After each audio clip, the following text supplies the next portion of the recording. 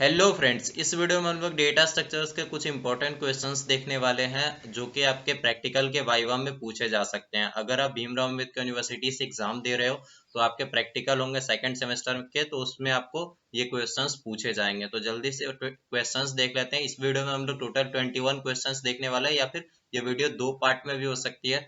दूसरे पार्ट की वीडियो की लिंक आपको डिस्क्रिप्शन में मिल जाएगी।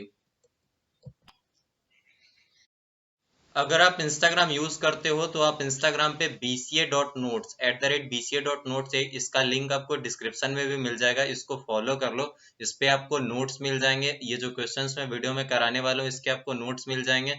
और थर्ड सेमेस्टर, जब आप थर्ड सेमेस्टर में जाओगे तो उसके भी सारे नोट्स आपको मिल जाएंगे, या फिर ऑल सेमेस्टर जितने भी बीसीए के सेमेस्टर हैं उन सबके आपको नोट्स, क्वेश्चंस, लाइव क्लासेस, और आप इन सब क्वेश्चंस और के डाउट्स भी लाइव क्लासेस जूम मीट में आके क्लियर कर सकते हो अगर आपका कोई डाउट हो तो। चलते हैं क्वेश्चंस की तरफ, तो देख लेते हैं।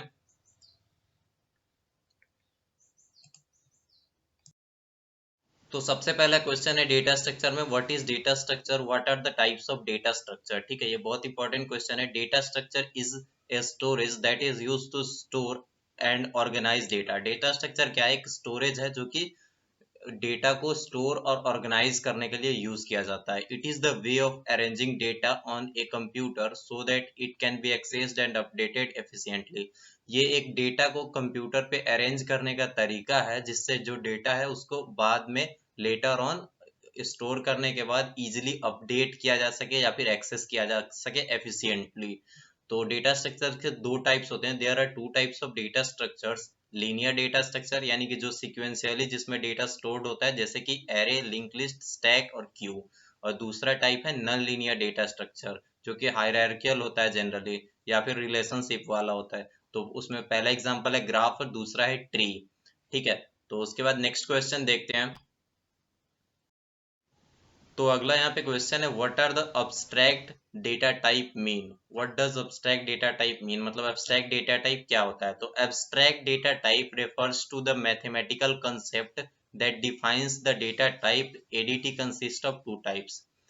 एब्स्ट्रैक्ट डेटा टाइप क्या है? एक मैथमेटिकल कंसेप्ट है जो कि किसी डेटा टाइप को डिफाइन करता है। इसके दो पार्ट्स होते हैं। पहला वैल्यू डिफिनीशन, यानी कि उसमें किस तरह के वैल्यू स्टोर हो सकते हैं उस डेटा टाइप में।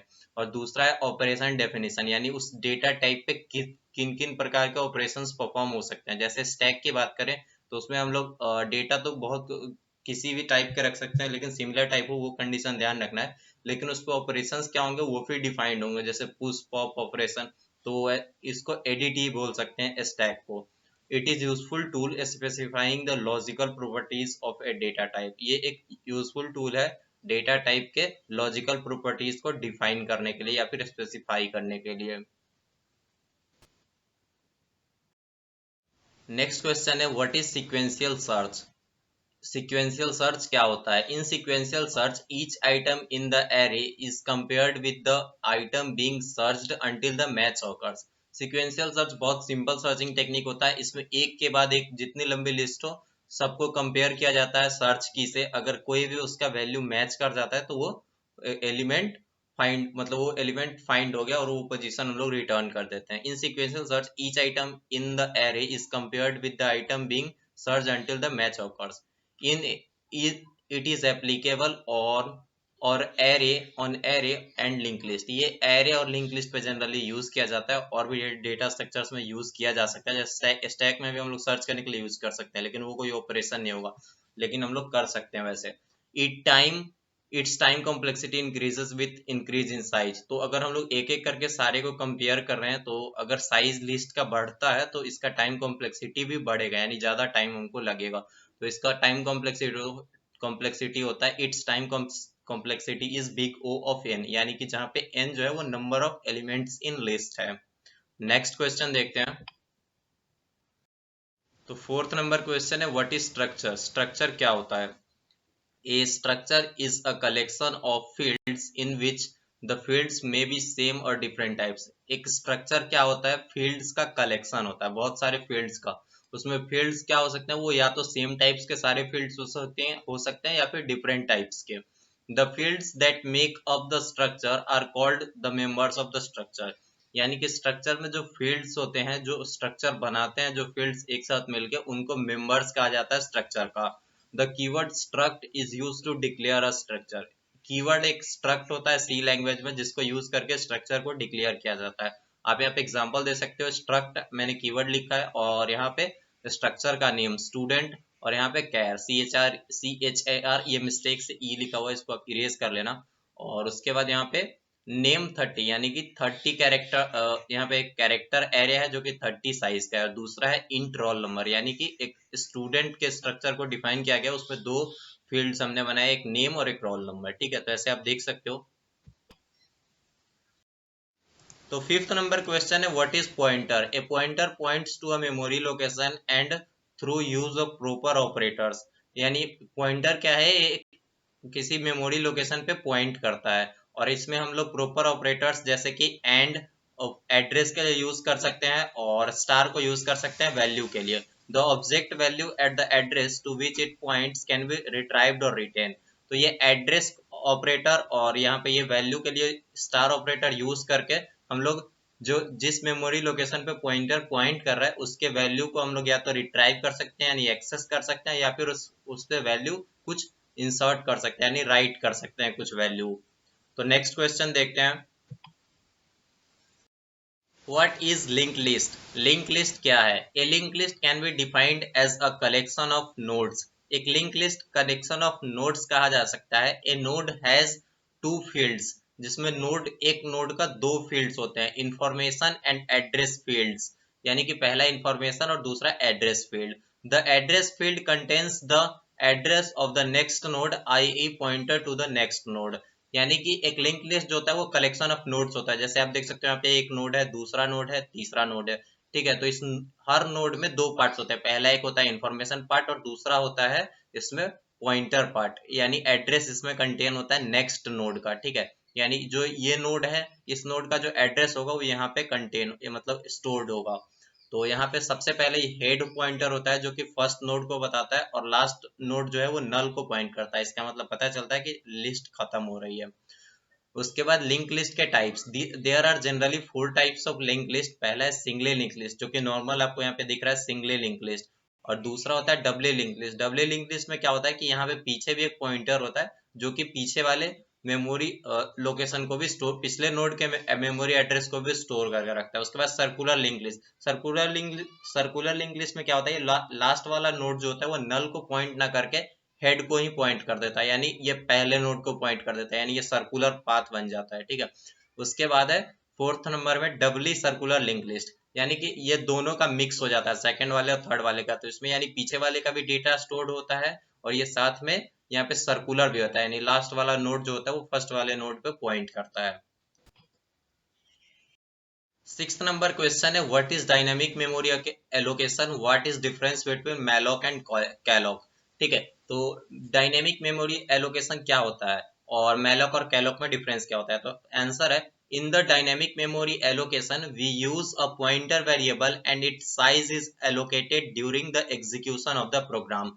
मैलॉक में डायनेमिक मेमोरी एलोकेशन में क्या होता है कि हम लोग एक पॉइंटर वेरिएबल यूज करते हैं जो कि बस एग्जीक्यूशन के टाइम पे एक्चुअल मेमोरी का हम लोग एड्रेस और मतलब जो जितने साइज का मेमोरी हम लोग चाहते हैं उतने साइज का मेमोरी एलोकेट कर सकते हैं। एक पॉइंटर वेरिएबल बस हम लोग स्टोर कर लेते हैं कि हाँ ये जितना लंबा हम लोग को, जैसे अगर हम लोग एरे के लिए मेमोरी एलोकेट करना चाहते हैं तो जितने लंबे साइज का यानी जितना मेमोरी में स्पेस अवेलेबल हो उतना लंबा हम लोग मेमोरी में एरे का साइज रिक्वेस्ट कर सकते हैं। तो कैलॉक और मैलॉक में डिफरेंस देख लेते हैं। The malloc function simply finds a free block in memory and then returns a pointer to it। malloc function क्या करता है, सिंपली मेमोरी में कहीं पे भी फ्री ब्लॉक्स देखता है तो उसका उस पे हम लोग को स्टोर करने के लिए एक पॉइंटर दे देता है कि हाँ इस पॉइंटर से आप इस मेमोरी लोकेशन पे स्टोर कर सकते हो। Calloc also work similar, calloc भी सिमिलर काम ही करता है, यानी वो भी हम लोगों को मेमोरी एड्रेस का पॉइंटर ही देता है, लेकिन except that it is more convenient when allocating memory for storage units more than 1 byte। लेकिन कैलॉक क्या करता है, अगर हम लोग स्टोरेज कोई भी जो डेटा स्टोर कर रहे हैं उसका स्टोरेज का यूनिट जो है 1 बाइट से ज्यादा है, यानी 1 बाइट से ज्यादा का अगर डेटा है तो उसको स्टोर करने के लिए कैलॉक कन्वीनियंट होता है। उसके बाद है 7th number question, what is recursion. Recursion क्या होता है? Recursion is the name given to a technique for defining a function in terms of itself.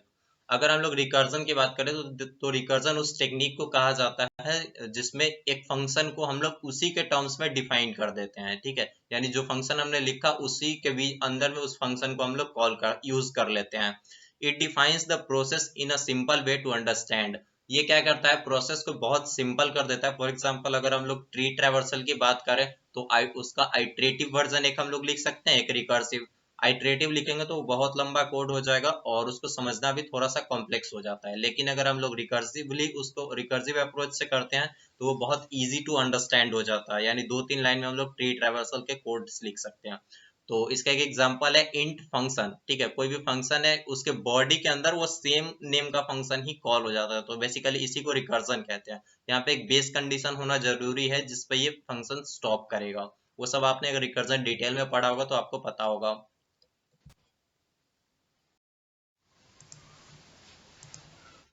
8th number question है, what is array. In an array elements in memory are arranged in continuous memory.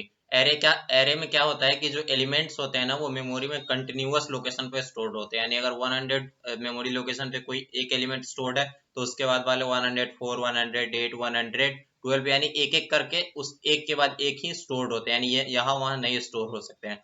All the elements of an array are of same types. Array में क्या होता है कि जितने भी elements होंगे ना वो सब सेम टाइप्स के होंगे, या तो सारे इंट होंगे या तो सारे कैरेक्टर होंगे। यानी जो भी डेटा टाइप अदर कोई भी यूज करें तो सारे सेम होने चाहिए। It size is limited. यानी एरे का जो साइज होता है वो लिमिटेड होता है। And should be specified at the time of creating array. यानी जब हम लोग एरे को डिक्लेयर कर रहे हो या फिर बना रहे हो उसी टाइम हम लोगों को साइज स्पेसिफाई करना होता है। इन array indexing starts from zero. Array में क्या होता है, इंडेक्सिंग जीरो से स्टार्ट होता है। यानी पहला जो एरे का एलिमेंट होता है उसका इंडेक्स जीरो होगा, उसके बाद और 1 2 3 एंड फर्दर। उसके बाद है array can be one dimensional, two dimensional और मल्टी डायमेंशनल। एरे क्या क्या हो सकता है, या तो वन डायमेंशनल हो सकता है या तो टू डायमेंशनल यानी मैट्रिक्स हो सकता है या फिर मल्टी डायमेंशनल भी हो सकता है। What is stack? Explain push and pop operation. In stack data structure, elements are stored in the LIFO principle. Stack data structure में क्या होता है कि जो elements होते हैं वो LIFO principle को follow करके stored होते हैं। LIFO का full form होता है last in first out, ठीक है। That is the last element stored in the stack will be removed first। यानी कि stack में जो last वाला element आता है वो पहले stack से निकलेगा। यानी जो stack में last वाला element आएगा वो पहले निकलेगा, ठीक है। तो इसमें पुश ऑपरेशन एक होता है, ठीक है। Inserting adding an element in the stack is called push operation. Push करना यानी सिंपल सा अगर स्टैक में कोई भी एलिमेंट ऐड करना, इंसर्ट करना, क्या कहलाता है, पुश ऑपरेशन। और पॉप ऑपरेशन क्या होता है, removing on the element, removing an element from stack is called pop operation. Stack में क्या होता है, स्टैक में एक और चीज होता है, एक ही पॉइंटर होता है जिसको टॉप पॉइंटर बोलते हैं, ठीक है। तो टॉप के पोजीशन पे अगर हम लोगों को कोई पुश करना होगा एलिमेंट तो टॉप के पोजीशन पे हम लोग पुश कर देंगे और पॉइंटर को एक इंक्रीमेंट कर देंगे, ठीक है। और अगर पॉप करना होगा तो टॉप पे जो वैल्यू होगा उसको निकाल लेंगे और टॉप को डिक्रीमेंट कर देंगे, यानी टॉप की वैल्यू को घटा देंगे। उसके बाद है what is queue. What are the types of queue. यानी क्यू क्या होता है और उसके टाइप्स क्या है। The queue data structure works in FIFO principle. यानी ये स्टैक लीफो को फॉलो करता था और ये फीफो को, यानी first in first out.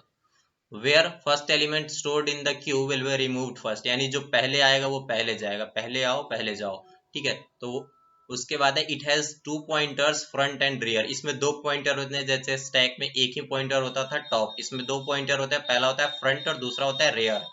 Adding an element in element is called in Q operation. Q में किसी एलिमेंट को ऐड करना, इंसर्ट करना इन क्यू ऑपरेशन कहलाता है। और रिमूव करना, removing an element is called dequeue operation, यानी उसको डी क्यू कहा जाता है। There are four types of queue. पहला होता है सिंपल क्यू, दूसरा होता है सर्कुलर क्यू, यानी कि वही जो जैसे हम लोग सर्कुलर लिंक लिस्ट में बात करते हैं तो वो जो लास्ट वाला जो होता है ना वो, सॉरी, यहाँ पे सर्कुलर क्यू का मतलब होता है कि यानी कि अगर हम लोगों को मान लो कि क्यू में अगर एलिमेंट्स हम लोग डालते जा रहे हैं यानी लास्ट तक अगर भर गया और पीछे में जगह खाली है तो हम लोग पीछे से फिर उसमें इंसर्ट कर सकते हैं। उसके बाद होता है प्रायोरिटी क्यू। प्रायोरिटी क्यू क्या होता है कि इसमें जो भी क्यू में एलिमेंट्स होते हैं ना, उस पर एक प्रायोरिटी भी लिखा होता है कि यानी कि जिसकी प्रायोरिटी ज्यादा होगी वो पहले क्यू से बाहर निकलेगा। उसके बाद आता है डबल एंडेड क्यू। इसमें क्या होता है कि दोनों साइड से इसमें इंसर्शन और डिलीशन परफॉर्म हो सकता है। ठीक है, तो ये थोड़ा सा क्यू की डेफिनेशन को फीफो को वायलेट करता है, तो इसको प्रॉपर क्यू नहीं कहा जा सकता है डबल एंडेड क्यू को।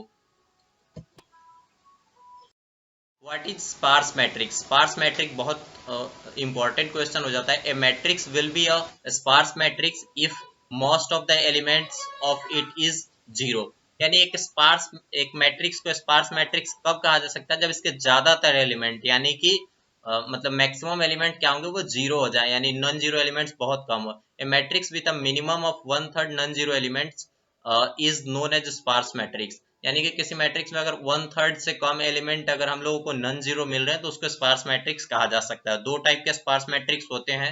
पहला होता है ट्राई डायगोनल मैट्रिक्स और दूसरा होता है ट्राइंगुलर मैट्रिक्स। ट्राई डायगोनल में क्या होता है कि एक डायगोनल तो नॉन जीरो होगा और उसके बगल वाला डायगोनल नॉन जीरो होगा और इसके इधर साइड वाला भी नॉन डायगोनल नॉन जीरो होगा, लेकिन बाकी सब इसमें जीरो एलिमेंट्स होंगे। ट्राइंगुलर में क्या होता है कि कोई एक अपर ट्राइंगुलर नॉन जीरो होगा या फिर कोई एक लोअर ट्रायंगल जो होगा वो नॉन जीरो होगा। What is tree? What are the types of tree traversal? Tree क्या होता है और इसके ट्रैवर्सल के कितने टाइप्स हैं? Data frequently contains a hierarchical relationship between various elements. Data क्या करता है, वो वेरियस एलिमेंट्स यानी बहुत सारे एलिमेंट्स के बीच में हायरार्किकल रिलेशनशिप भी हो सकता है डेटा के अंदर। तो इसको the data structure which reflects this relationship is called tree. यानी जो डेटा स्ट्रक्चर इस रिलेशनशिप को रिफ्लेक्ट करता है यानी रिलेशनशिप को मॉडल कर सकता है, हायरार्किकल मॉडल को, उसको क्या बोलेंगे हम लोग? ट्री बोलेंगे। It is a collection of edges and vertices. However, there can be only one edge between two vertices. ये क्या है? vertices के यानी ये vertices है और edges यानी ये जो lines हैं edges का collection है इसको। और यहाँ पे जो edges हो सकते हैं, ये दो जो vertices होते हैं ना, इसमें मिनिमम और मैक्सिमम एक ही एज हो सकता है। ठीक है, यानी दो के बीच में एक ही एज होना चाहिए, यानी कि दो एज हो गया। ठीक है, there are four types of tree traversal. यानी ट्री ट्रैवर्सल के जनरली फोर टाइप्स होते हैं। पहला होता है प्री ऑर्डर, जिसमें कि हम लोग पहले रूट विजिट करते हैं, उसके बाद लेफ्ट राइट। ठीक है, उसके बाद है इन ऑर्डर, जिसमें हम लोग पहले लेफ्ट को विजिट कर लेते हैं, उसके बाद हम लोग जाते हैं रूट पे, उसके बाद हम लोग जाते हैं राइट पे। उसके बाद है पोस्ट ऑर्डर। पोस्ट ऑर्डर में क्या करते हैं, पहले हम लोग लेफ्ट को विजिट करते हैं, उसके बाद राइट को विजिट करते हैं, तब जाते हैं हम लोग रूट पे। ठीक है, यानी अगर हम लोग इसके कंडीशन में देखें तो पहले अगर हम लोग प्री ऑर्डर में देखेंगे तो पहले रूट पे आएंगे, फिर लेफ्ट पे आएंगे, फिर राइट पे आएंगे। अगर हम लोग इन ऑर्डर में जाएंगे तो पहले लेफ्ट पे आएंगे, उसके बाद फिर जाएंगे हम लोग रूट पे और उसके बाद फिर जाएंगे राइट पे। तो पोस्ट ऑर्डर में देखते हैं, पहले जाएंगे लेफ्ट पे, उसके बाद जाएंगे राइट पे और उसके बाद जाएंगे लास्ट में रूट पे।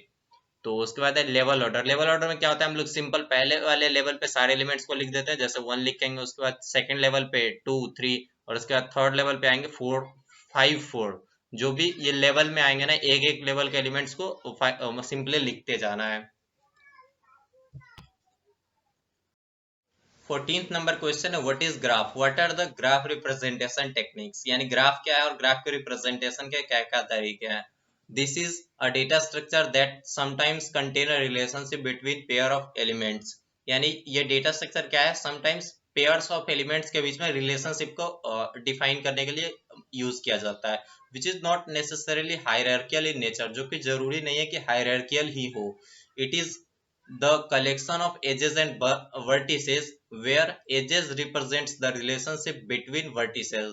ये क्या है, ये भी कलेक्शन है एजेस और वर्टिसेस के, यानी बहुत सारे एजेस होते हैं और वर्टिसेस होते हैं। तो वर्टिसेस के बीच में एजेस क्या करता है, रिलेशनशिप बनाता है, बताता है। अगर दो एजेस हैं, दो वर्टिसेस हैं, उसके बीच में अगर कोई एज है, मतलब ऐसा बोल सकते हैं कि उनके बीच में कनेक्शन है, यानी उनके बीच में रिलेशनशिप है।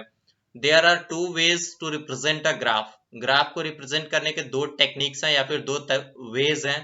पहला तरीका है एडजेसेंसी मैट्रिक्स, यानी कि हम लोग एक मैट्रिक्स मेंटेन करते हैं जिसमें हम लोग रो में भी सारे ग्राफ के वर्टिसेस लिख लेते हैं और कॉलम में भी हम लोग ग्राफ के सारे वर्टिसेस लिख लेते हैं। और इसमें ए आई जे, अगर कोई मतलब दो वर्टिसेस के बीच में कोई रिलेशनशिप होता है यानी कोई उनके बीच में एज होता है तो हम लोग उसको वन मार्क करते हैं या फिर उस बाकी सबको जीरो। तो दूसरा तरीका है एडजेसेंसी लिस्ट। एडजेसेंसी लिस्ट हम लोग हर वर्टिसेस के लिए मेंटेन करते हैं। एक वर्टिसेस से जितने सारे नोड्स कनेक्टेड होंगे उन सब नोड्स को हम लोग एक उस वर्टिसेस के लिए एक लिस्ट में स्टोर कर लेते हैं।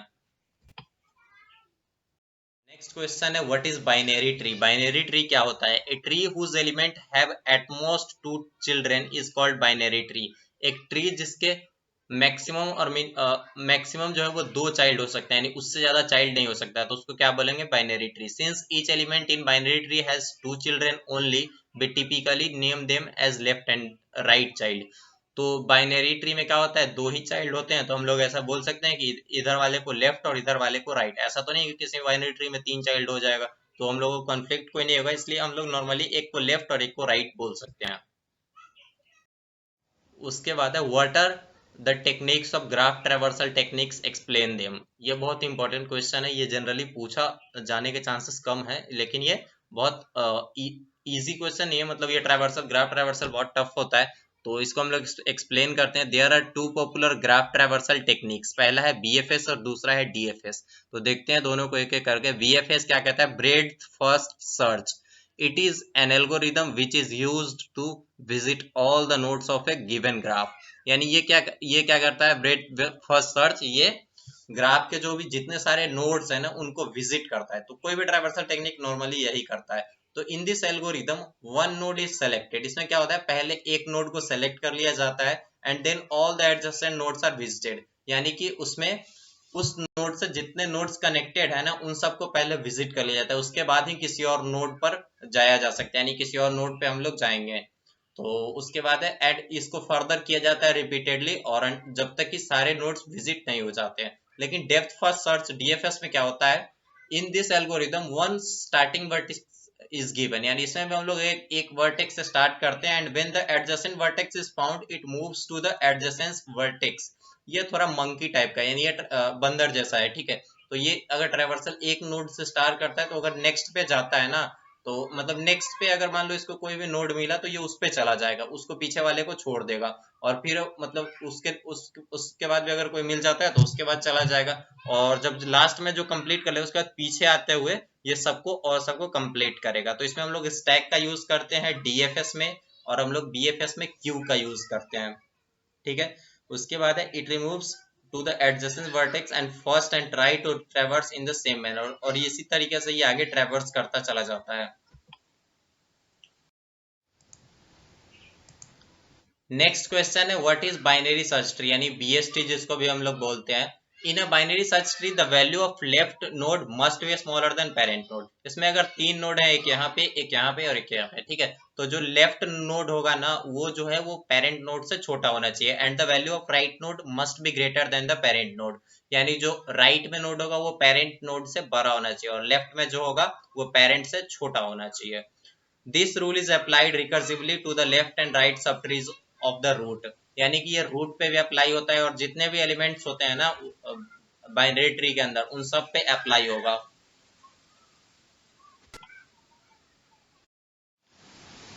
नेक्स्ट क्वेश्चन है what is spanning tree. A spanning tree is a sub graph of an undirected connected graph. क्या बोलते हैं? अगर कोई ग्राफ है जो कि कनेक्टेड है, यानी जिसके सारे एजेस, सारे वर्टिसेस के बीच में कोई ना कोई एज है, यानी सारे वर्टिसेस कनेक्टेड है, तो ये स्पैनिंग ट्री क्या होता है? उनका एक सब ग्राफ होता है which includes all the vertices of the graph with a minimum possible number of edges. यानी कि जो स्पैनिंग ट्री होता है वो ट्राई करता है कि जो सारे ग्राफ के वर्टिसेस है ना उन सबको एक ट्री के रूप में फॉर्म किया जा सके, मतलब एक सब ग्राफ बनाया जा सके जिसमें वर्टिसेस तो सारे आए लेकिन एजेस जितने हो सके कम से कम यूज किया जाए। तो if a vertex is missed then it is not a spanning tree. यानी अगर कोई एक वर्टेक्स छूट जाता है, यानी अगर इसमें 4 वर्टेक्स हैं किसी ग्राफ में, और अगर हम लोग उसका एक स्पैनिंग ट्री बनाते हैं जिसमें 3 ही वर्टेक्स होता है, तो उसको हम लोग स्पैनिंग ट्री नहीं बोलेंगे, यानी वर्टिसेस सारे होने चाहिए। एजेस हम लोग जितने मर्जी उतने कम से कम ही रख सकते हैं। उसके बाद होता है एमएसटी यानी मिनिमम स्पैनिंग ट्री।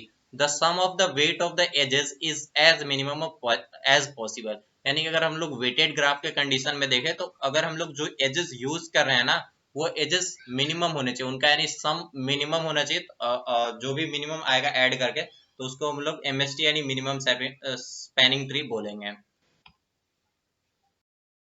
नेक्स्ट है what is binary search. Binary search क्या होता है? Binary search is a searching algorithm used in a sorted array by repeatedly dividing the search interval in half. Binary search क्या होता है? एक searching algorithm है, ठीक है, जनरली जो कि सर्च करने के लिए यूज किया जाता है एरे में, सॉर्टेड एरे में, यानी एरे अगर सॉर्टेड नहीं है तो बाइनरी सर्च यूज नहीं कर सकते। By repeatedly dividing the search interval in half, half तो ये सर्च को, जो सर्च इंटरवल होता है उसको बार बार छोटा करते जाता है। अगर इसको 1 लाख साइज मिला है तो पहले ये 50,000 शॉर्ट कर लेगा कि 50,000 को रिमूव कर देगा, क्या इस लिस्ट में नहीं हो सकता है। ये कैसे करता है ये आपको इसके एल्गोरिदम में पता चलेगा। The idea of binary search is to use the information that the array is sorted. यानी बाइनरी सर्च का मेन आइडिया ही यही है कि जो एरे सॉर्टेड है इस इंफॉर्मेशन को यूज करना और टाइम कॉम्प्लेक्सिटी को कम करना, and reduce the time complexity to big O of log n। यानी कि log n टाइम कॉम्प्लेक्सिटी में ये सर्च किसी भी एलिमेंट को, मतलब किसी भी एरे में किसी एलिमेंट को या तो फाइंड कर सकता है या फिर ये बता सकता है कि ये एलिमेंट है नहीं एरे में। नेक्स्ट क्वेश्चन है what is sorting, name some sorting techniques. यानी कि सॉर्टिंग क्या है और कुछ सॉर्टिंग के टेक्निक्स के नाम बताने हैं। Sorting refers to the arranging data in a particular format. Sorting क्या करता है? सॉर्टिंग बताता है मतलब सॉर्टिंग किसी डेटा को एक पर्टिकुलर ऑर्डर में अरेंज करना ही सॉर्टिंग कहलाता है। Sorting algorithm specifies the way to arrange data in a particular order. Sorting algorithms क्या करते हैं? एक तरीका स्पेसिफाई करते हैं जिससे डेटा को एक पर्टिकुलर ऑर्डर में अरेंज किया जा सके। Most common orders are in numerical और लेक्सोग्राफिकल ऑर्डर। तो मोस्ट जो कॉमनली ऑर्डर यूज्ड ऑर्डर्स हैं या तो न्यूमेरिकल ऑर्डर में किसी को हम लोग सॉर्ट करते हैं या फिर लेक्सिकोग्राफिकल। लेक्सिकोग्राफिकल मतलब वो ABCD जैसे हम लोग डिक्शनरी में करते हैं वैसे। उसके बाद है इस सॉर्टिंग के कुछ हम लोग टेक्निक्स के नाम बताने हैं। तो पहला है बबल सॉर्ट, दूसरा है इंसर्शन सॉर्ट और तीसरा है सिलेक्शन सॉर्ट। और उसके बाद है quick sort, merge sort. Quick sort और मर्ज सॉर्ट एफिशिएंट होता है, यानी बहुत कम टाइम में ये परफॉर्म कर सकता है, और ये तीनों जो होते हैं वो जनरली टाइम इन इन दोनों के कंपेरेटिवली ज्यादा लेते हैं। हमारा लास्ट क्वेश्चन है what is bubble sort. Bubble sort is the simplest sorting algorithm that works by repeatedly swapping the adjacent elements if they are in the wrong order. यानी कि bubble sort क्या करता है? ये रिपीटेडली, यानी अगर index 1 पे जो वैल्यू है, अगर हम लोगों को असेंडिंग ऑर्डर में रखना है तो जो 1 पे वैल्यू है अगर वो बड़ा है 2 से तो क्या करेगा? 1 वाले को उठा के 2 वाले पोजीशन पे डाल देगा और 2 वाले को उठा के 1 पे डाल देगा। यानी ये एडजेसेंट, यानी जो दो करीबी एलिमेंट्स होते हैं उनको स्वैप कर करके एरे को सॉर्ट करने का ट्राई करता है। This algorithm is not suitable for large data sets as its average and worst case time complexity is quite high. यानी कि ये जो भी लार्ज डेटा सेट्स होते हैं, यानी अगर लार्ज नंबर ऑफ लिस्ट में हम लोग को अगर सॉर्टिंग करना है तो हम लोग बबल सॉर्ट को यूज नहीं कर सकते, क्योंकि इसका जो टाइम कॉम्प्लेक्सिटी है ये बहुत हाई है, यानी लगभग n² इसका टाइम कॉम्प्लेक्सिटी होता है। तो अगर आपने ये वीडियो पूरा देखा है तो बहुत थैंक यू सो मच, आपने ये वीडियो पूरा देख लिया, यानी कि आप बहुत कॉन्शियस हो पढ़ाई को लेके। तो आप इस चैनल को सब्सक्राइब कर सकते हो। थर्ड सेमेस्टर के नोट्स, लाइव क्लासेस जैसे कि न्यूमेरिकल एनालिसिस और DBMS, C++, ऐसे बहुत सारे सब्जेक्ट्स हैं जो कि आप थर्ड सेमेस्टर के इस चैनल पे पढ़ सकते हो। उसके बाद आप अगर इंस्टाग्राम पे फॉलो करना चाहो bca.notes आप फॉलो कर सकते हो। इस पे आपको डेली मैं लाइव कुछ ना कुछ अपडेट्स देता रहता हूँ, या फिर डेली हम लोग यहाँ पे लाइव मीट भी करते हैं, कभी कभी इंस्टाग्राम लाइव भी करेंगे। तो इन सब चीज़ों के लिए आप इन सबको फॉलो कर सकते हो, सब्सक्राइब कर सकते हो। Thank you so much video देखने के लिए, धन्यवाद। आपका बहुत बहुत शुक्रिया। आपका एग्जाम बहुत अच्छा जाए, बेस्ट ऑफ लक।